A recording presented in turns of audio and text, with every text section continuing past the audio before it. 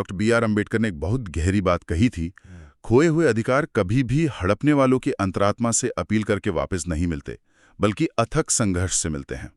और आज हमारी कहानी इसी संघर्ष के बारे में है। नमस्कार, आज हम असम की राजनीति और समाज के एक बहुत उलझे हुए और संवेदनशील पहलू पर बात करने वाले हैं। ये कहानी है उन समुदायों की जिन्हें अक्सर चाय जनजाति या टी ट्राइब्स के नाम से जाना जाता है। हमारी ये पूरी चर्चा आउटलुक मैगजीन में छपे एक बहुत ही विस्तृत लेख पर आधारित है, जो इन समुदायों की अपनी असली आदिवासी पहचान और अनुसूचित जनजाति यानी एसटी दर्जे के लिए चल रही, कह सकते हैं कि सदियों पुरानी लड़ाई की पड़ताल करता है। और ये साफ कर दें कि यह सिर्फ आरक्षण या किसी सरकारी लिस्ट में नाम जुड़वाने का मामला नहीं है। इसके पीछे करीब 200 साल का इतिहास है, सम्मान की लड़ाई है, जमीन पर अधिकार का सवाल है और सबसे बढ़कर राजनीतिक हिस्सेदारी का एक बहुत बड़ा सवाल है। जो लोग यूपीएससी की तैयारी कर रहे हैं उनके लिए तो ये एक बेहतरीन केस स्टडी है। संवैधानिक अधिकार, सामाजिक न्याय, ये सब कुछ इसमें शामिल है। तो चलिए इस गुत्थी को सुलझाने की कोशिश करते हैं कि आखिर क्यों असम में पीढ़ियों से रह रहे लाखों आदिवासी आज भी अपनी पहचान के लिए लड़ने को मजबूर हैं। इस कहानी के दिल तक पहुंचने के लिए हमें अमरजीत केरकेट्टा से मिलना होगा। वो खारिया समुदाय से हैं और उनका परिवार कई पीढ़ियों से असम में रह रहा है। उनके पुरखों को करीब 200 साल पहले अंग्रेज छोटा नागपुर के पठार से, जो आज का झारखंड है, वहां से लाए थे चाय बागानों में काम करने के लिए। अमरजीत को जब कोई टी ट्राइब कहता है तो उन्हें बहुत गुस्सा आता है। वो कहते हैं, और मैं उनके शब्द कोट कर रहा हूं, पूरे भारत में हमें आदिवासी के रूप में मान्यता प्राप्त है, लेकिन यहाँ असम में वे हमें चाय जनजाति कहते हैं। इसका क्या मतलब है? खारिया, ओराओं, मुंडा, हो, संथाल, ये हमारी पहचान है। अमरजीत की ये जो नाराजगी, ये बिल्कुल जायज है और यही इस पूरे मुद्दे की जड़ है। इसे थोड़ा समझाइए। देखिए, इसे समझने के लिए थोड़ा इतिहास में चलना होगा। बात है 19वीं सदी की, जब ब्रिटिश ने असम में चाय के बागान लगाने शुरू किए तो उन्हें बहुत सारे सस्ते मजदूरों की जरूरत थी। और असम के स्थानीय लोग ये काम करने को तैयार नहीं थे। बिल्कुल। तो अंग्रेजों ने क्या किया? उन्होंने झारखंड, उड़ीसा, छत्तीसगढ़, मध्य प्रदेश के जो आदिवासी इलाके थे, वहां से लाखों लोगों को लगभग बंधुआ मजदूर बनाकर असम ले आए। समय के साथ ये लोग वहीं बस गए, उनकी पीढ़ियां वहीं पली बढ़ी और आज वो असम की आबादी का एक बहुत बड़ा हिस्सा है। तो मतलब उनकी एक हजारों साल पुरानी पहचान थी, खारिया, मुंडा, उरांव, और उसे मिटाकर उन्हें एक नया लेबल दे दिया गया जो सिर्फ उनके काम से जुड़ा था, चाय जनजाति। हाँ, ये तो ऐसा हुआ जैसे किसी सॉफ्टवेयर इंजीनियर को लैपटॉप जनजाति कह दिया जाए। बिल्कुल सही पकड़ा आपने। ये बहुत ही अपमानजनक था। उनकी पहचान को उनके पेशे तक सीमित कर दिया गया। और बात यही खत्म नहीं हुई। All Adivasi students association of Assam, मतलब ASASA के पूर्व अध्यक्ष हैं प्रभात दासपनी, वो एक और दिलचस्प बात बताते हैं। क्या? वो कहते हैं कि सरकार ने उन्हें टी ट्राइब्स का लेबल दिया, लेकिन जब इन लोगों ने किसी तरह बागानों से बाहर निकलकर अपनी बस्तियां बसाईं तो उन्हें एक और नया नाम मिला, ex T tribes. Ex T tribes. जी, सोचिए ये कितना अपमानजनक है। ये एक 200 साल पुराने उद्योग को एक प्राचीन संस्कृति और पहचान पर थोपने जैसा है। एक्स टी ट्राइब्स, ये सुनकर ही अजीब लग रहा है। ये तो साफ है कि ये लड़ाई सिर्फ एक नाम की नहीं हो सकती। इसके पीछे जरूर गहरे संवैधानिक और कानूनी अधिकार जुड़े होंगे। यकीनन। ये पूरी लड़ाई असल में अनुसूचित जनजाति यानी एसटी का दर्जा पाने की है। फिलहाल असम में इन सभी समुदायों को अन्य पिछड़ा वर्ग ओबीसी की श्रेणी में रखा गया है। और हम किसी छोटे मोटे समूह की बात नहीं कर रहे हैं ना? बिल्कुल नहीं। आंकड़ों के मुताबिक असम में करीब 70 लाख आदिवासी हैं जिन्हें टी ट्राइब्स की श्रेणी में गिना जाता है। और अगर इसमें दलित समुदायों को भी जोड़ लें जो उन्हीं इलाकों से लाए गए थे, तो ये संख्या 1 करोड़ के पार चली जाती है। 1 करोड़? ये तो असम की कुल आबादी का लगभग 1/3 हिस्सा है। जी। एक मिनट, अगर ये लोग अपने मूल राज्यों जैसे झारखंड या उड़ीसा में आदिवासी माने जाते हैं तो असम में क्यों नहीं? आजादी के बाद ऐसा क्या हुआ कि उनकी ये पहचान उनसे छीन ली गई? इसकी जिम्मेदारी किस पर आती है? ये एक बहुत बड़ा और ऐतिहासिक सवाल है। ASAA के सलाहकार हैं अनिल टोप्पो। वो सीधे तौर पर आरोप लगाते हैं कि इसके लिए असम के पहले मुख्यमंत्री गोपीनाथ बोरदोलोई जिम्मेदार हैं। अच्छा। उनका कहना है कि 1950 तक इन समुदायों को असम में आदिवासी का दर्जा हासिल था, लेकिन आज़ादी के बाद बोरदोलोई सरकार ने क्षेत्र प्रतिबंध यानी एरिया रिस्ट्रिक्शंस का एक नियम लागू किया। इसके तहत ये तय किया गया कि सिर्फ असम के कुछ खास अधिसूचित इलाकों में रहने वाले समुदायों को ही एसटी माना जाएगा। और चाय बागान वाले आदिवासी इन इलाकों के बाहर रहते थे। बिल्कुल, तो वो रातों रात इस सूची से बाहर हो गए। तो एक ब्यूरोक्रेटिक नियम ने लाखों लोगों की संवैधानिक पहचान को एक झटके में खत्म कर दिया। ये तो अविश्वसनीय लगता है। तो अब इस ऐतिहासिक गलती को सुधारने का रास्ता क्या है? क्या ये इतना आसान है कि सरकार एक नया आदेश जारी कर दे और बस हो गया? काश ये इतना आसान होता। इस दर्जे को वापस पाना एक बहुत ही लंबी और जटिल संवैधानिक प्रक्रिया है। राष्ट्रीय अनुसूचित जनजाति आयोग के पूर्व अध्यक्ष रामेश्वर उरांव ने इसे समझाया था। इसके आप कह सकती हैं 4 मुख्य चरण हैं। 4 चरण? हाँ। सबसे पहले असम की राज्य सरकार को एक औपचारिक सिफारिश केंद्रीय जनजातीय मामलों के मंत्रालय को भेजनी होगी।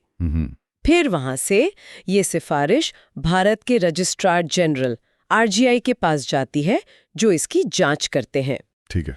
इसके बाद ये फाइल राष्ट्रीय अनुसूचित जनजाति आयोग यानी एनसीएसटी के पास मूल्यांकन के लिए जाती है। और इन सब चरणों से गुजरने के बाद अंत में इसे संसद में एक बिल के रूप में पेश किया जाता है, जहां इस पर बहस होती है और फिर वोटिंग होती है।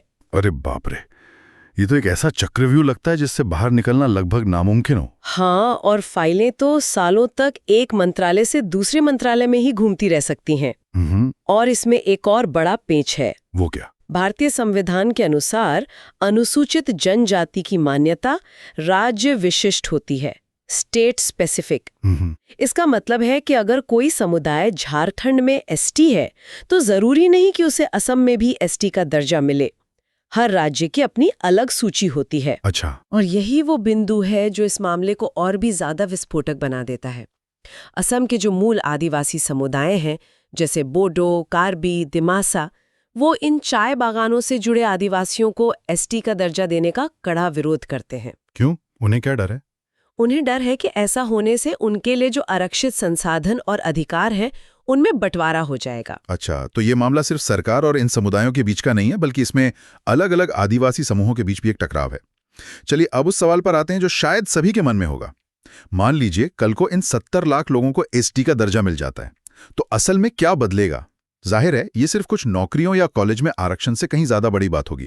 हाँ, ये सिर्फ आरक्षण का मामला बिल्कुल नहीं है। 3 बहुत बड़े और बुनियादी बदलाव होंगे जो असम की पूरी राजनीति और समाज का चेहरा बदल देंगे। 3 बड़े बदलाव? जी।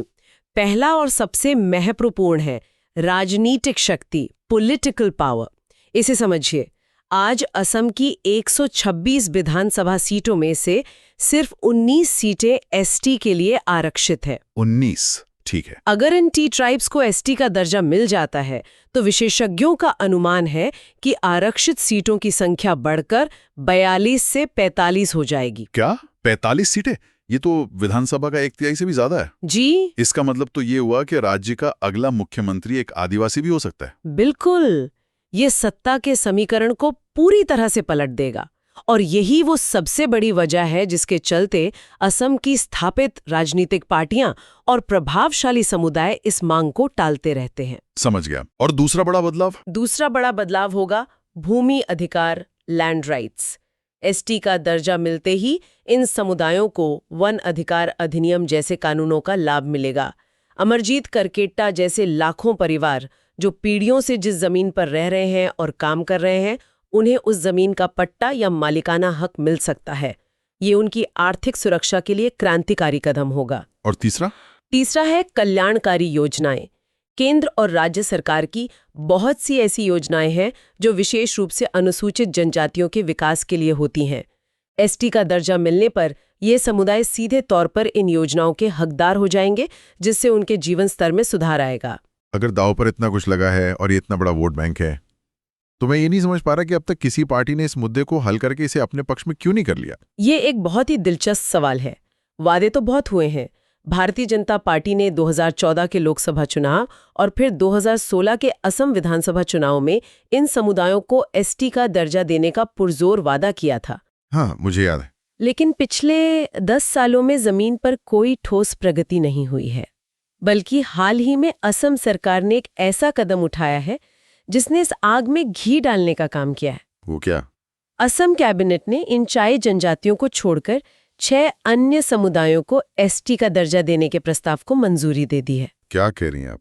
मतलब जिनकी मांग सबसे पुरानी है उन्हें छोड़कर दूसरों को दर्जा देने की बात हो रही है? जी, इसमें ताई, अहोम, मटक, मोरान, चुटिया, कोच, राजबोंगशी और टी ट्राइब्स के अलावा 36 अन्य आदिवासी समूह शामिल हैं। अरे इस कदम ने मामले को और भी ज्यादा उलझा दिया है।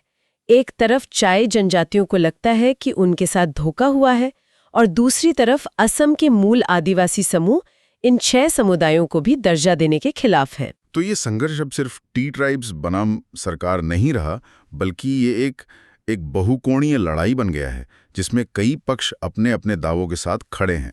एकदम सही।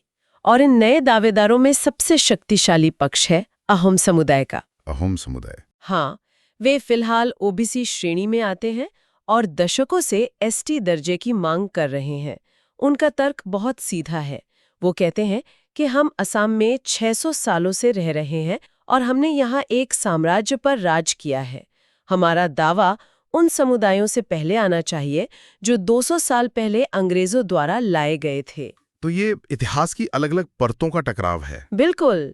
और राजनीतिक रूप से अहोम समुदाय बहुत प्रभावशाली है।